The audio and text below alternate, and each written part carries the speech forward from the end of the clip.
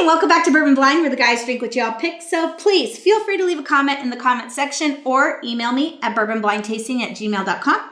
As always, the guys are going to drink the whiskey in their glass without knowing what it is. And then they're going to tell you what they think of it, what they're willing to pay to get that on their shelf without the hype of the label. Tonight's bottle comes from Spencer King, and that is Old Forester Rye. And this is 100 proof. Cool. I don't think I've had this one. Not 100% sure. But I'm really interested to hear what they say. If you like what you see tonight, go ahead, hit that like and subscribe button. Or if you love what you see, go ahead, check out Patreon. Lots of cool stuff over there. We give out bottles, give out some shirts, have some fun. So there's that. Also, Bourbon Blind Nation is on Facebook. We talk bourbon 24/7. So if you're looking for a good Facebook group, there's that as well.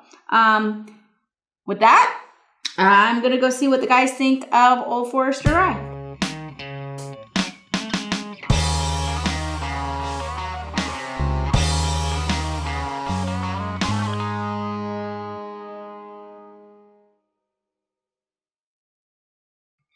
So, anyway, welcome back to Bourbon Blind. I'm Kyle. And I'm Mick. You guys know what's up. We taste whiskey. We don't know what it is. We give it a price tag.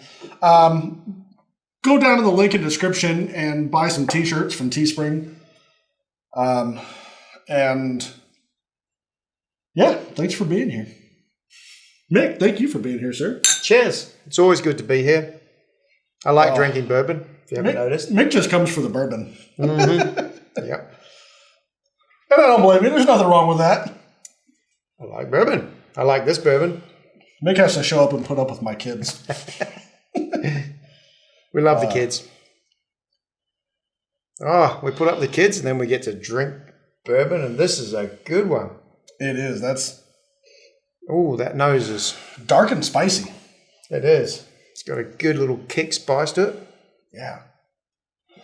Definitely some brown sugars. I might have a little age on this one, I think. It's got a great color to it. It does.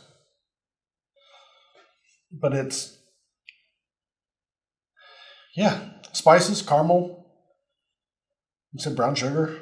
There's some sort of dark fruit in there. So I was thinking about something. Random side tangent real quick. If you don't want to hear it, just skip forward 30 or 40 seconds. So I was thinking about this, okay? We sit here and we give nosing and tasting notes, right? Would it be more helpful to stick to a more generalized set of tasting notes? Or do you guys really like the in-depth tasting notes? You know what I mean? Like if I said apricot, you might interpret that as peach. Yep. Or, you know what I mean? So, and you guys at home, there's no wrong way to do it. There's no wrong answers. Whatever your brain goes to, that's what you are smelling. What you are smelling, not what I'm smelling. I smell what I smell. Mick smells what he smells. You smell what you smell. So, but you know what I mean? Like, but if I had said summer fruit, we would be on that same page. Yeah, that's what I'm getting. You know what I mean? Nectarine, stone fruit type. But yeah, put your comments in there and tell us, what do you want to hear? Like, how in depth would you like us to go into the flavors and the notes and the nose? Right, because like again, like I could say, burnt sugars and red fruit or dark fruit or tannins or whatever. But do you guys like the super in depth? Try and pick out very specific notes, or would just more of like a guide be more helpful? Yeah. So. I don't know. Just let us know in the comments, please. Just something that crossed my mind, and I was like, I wonder if that would be more helpful. So, yeah, because you get caramel notes, but like on this one here, the caramel notes they're strong. They're high. They're burnt sugars. It's predominant. It's sometimes you might get a little vanilla and a little this, which is telling you it's kind of all over the map and a little bit balanced out and different things. But this is just really high on the brown sugar, and that's something I like. So anyway, I say we get in here. Cheers. I've been sitting here nosing this.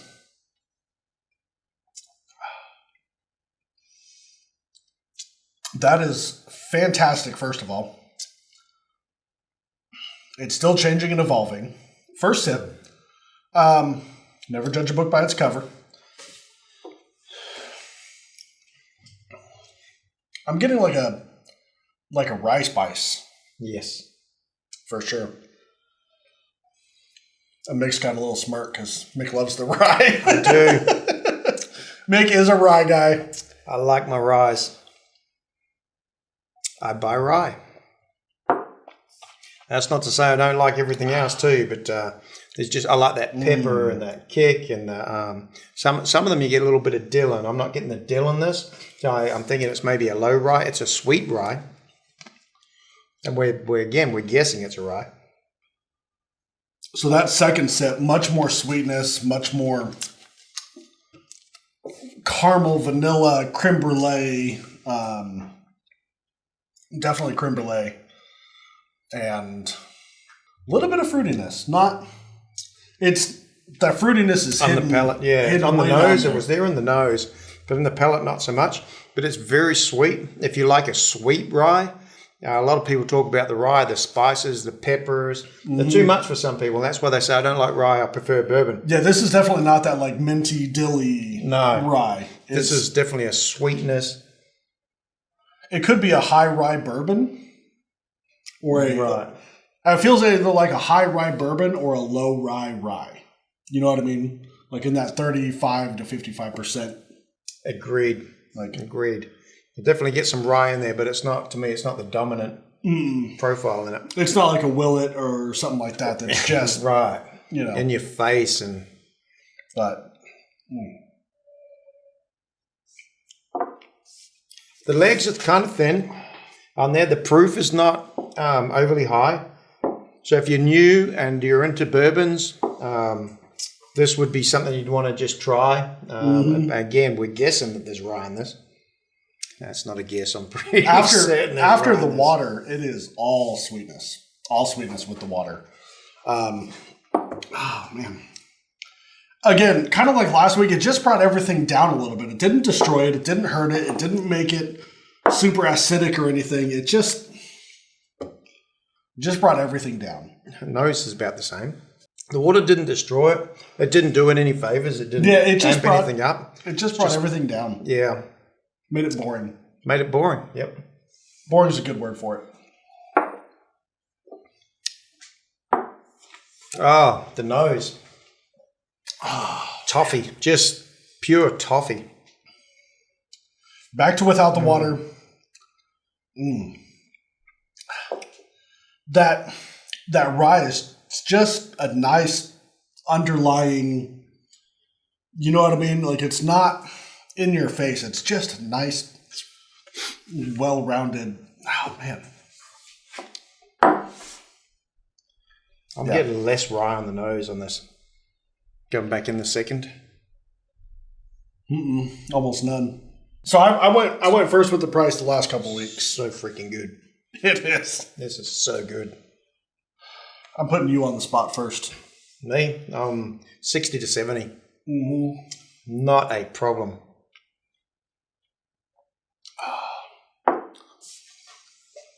All day. I'd say in that $50 to $60 price range. Yeah. At 70, maybe, but 50 to 60, yeah.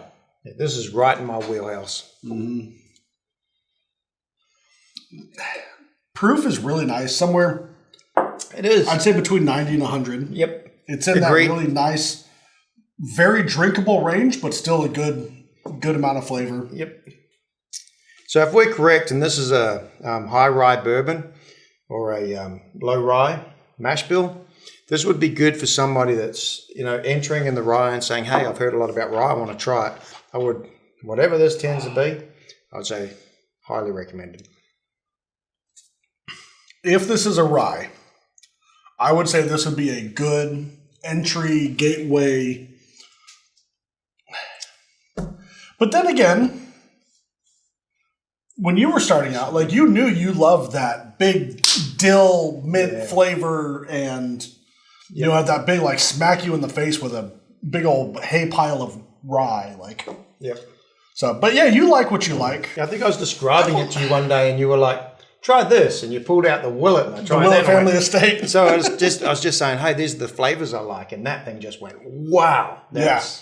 It just slapped your mama. You said you like that dilly flavor, and I was like, "Aha! I got the one for you." This has got a good long finish on it. It's still going. Yeah, that's. I think this is delicious. So, it is. Yeah, so I was thinking about that. Like, you like what you like. You know what I mean? Yeah. If you're not like Erin, she loves that high proof. So for someone that doesn't like the alcohol flavor, like, yeah, starting them on, 80, 85, 9 proof and working their way up, or starting with cocktails or starting with ice in it or whatever. And some people work their way up that way. Some people like, that punch you in the face flavor. Some people like that big dill minty flavor. You like what you like. There's no wrong way to progress through the journey of bourbon.